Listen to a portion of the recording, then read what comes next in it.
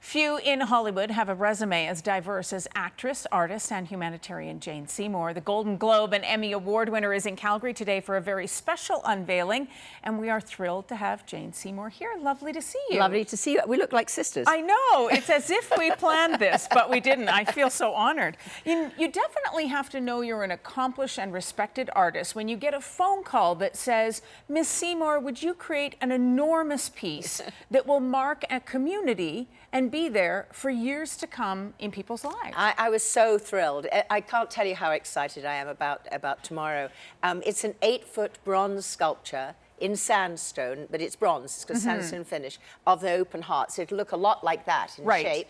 And as you can see, it works 3-dimensionally, so it's pretty exciting. And also, it's something people can climb on, pose on, take photographs in. You know, it's a wonderful way to really express community, because when you open your heart and you reach out, as you do in that sculpture, you're reaching out to your neighbor. And that's really what community is all about, and that's what legacy is all about. Right. This is this beautiful community in deep south of Calgary, and you must be very excited to go and see this end result of this collaboration. Well, no, I am very excited, because I did go out there 2 years ago when they acquired the sculpture, and I saw, you know, I imagined what it was going to look like, and we all decided where it should be. But the idea that everyone can come there and touch it and feel it and have it be a part of their lives, and really, you know, the open heart philosophy is that if your heart is open, love will find its way in. And the way to have an open heart is to reach out to help someone else, especially when you've gone through something and you know that you could specifically help someone from having been through the same kind of circumstance. Right. It's a beautiful message. You know, you continue to make art a very important part of your life, obviously, but you've also acted. I loved you in Wedding Crashers, by the way, and everybody I talked to, I said I was going to speak to you today, said,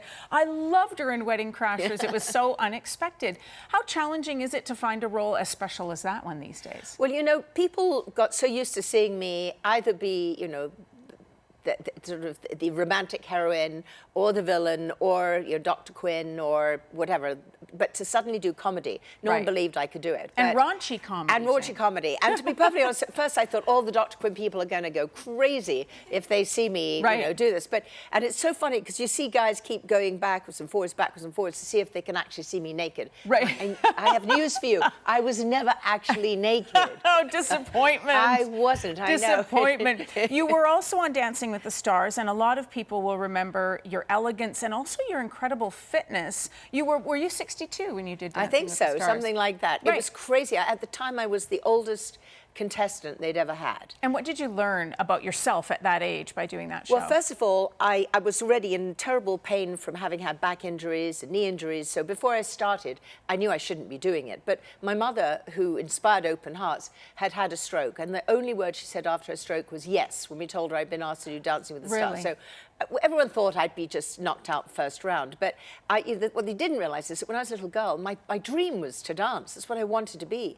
And when I got back into dancing after all those years, and I realized how much I loved it. You know, nothing could stop me. So I was working like 5 hours a day. It is incredibly grueling, right? Grueling. I lost a ton of weight.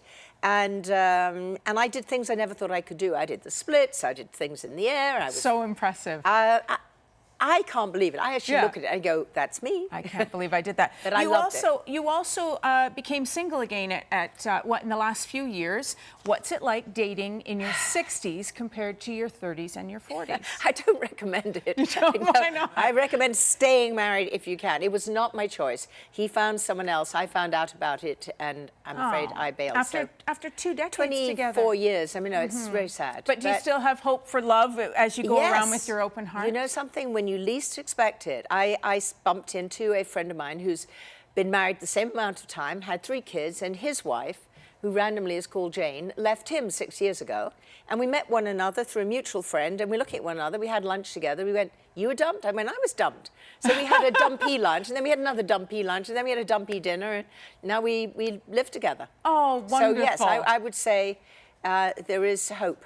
There is hope. There is hope. If So you have an open heart. if you have and an you open always heart, do. and you know, it's a whole different experience, obviously, when you're older. Yeah. Jane, the Sculpture and Legacy is going to be a legacy of yours to the city of Calgary. And we thank you so much for coming in and sharing this with us today. Well, I'm sure it's going to inspire the beautiful people of Calgary to open their hearts and to help one another. And I heard Hillary talking about how we all need to help one another. And I think this is what's going to be inspirational in that community. Beautiful. If you'd like to meet Jane tomorrow in Calgary in the Legacy community, you can join her from 12 to 3 p.m. when they unveil her open heart sculpture in Legacy. And you can go online to the website legacylife.ca for more information. Ian.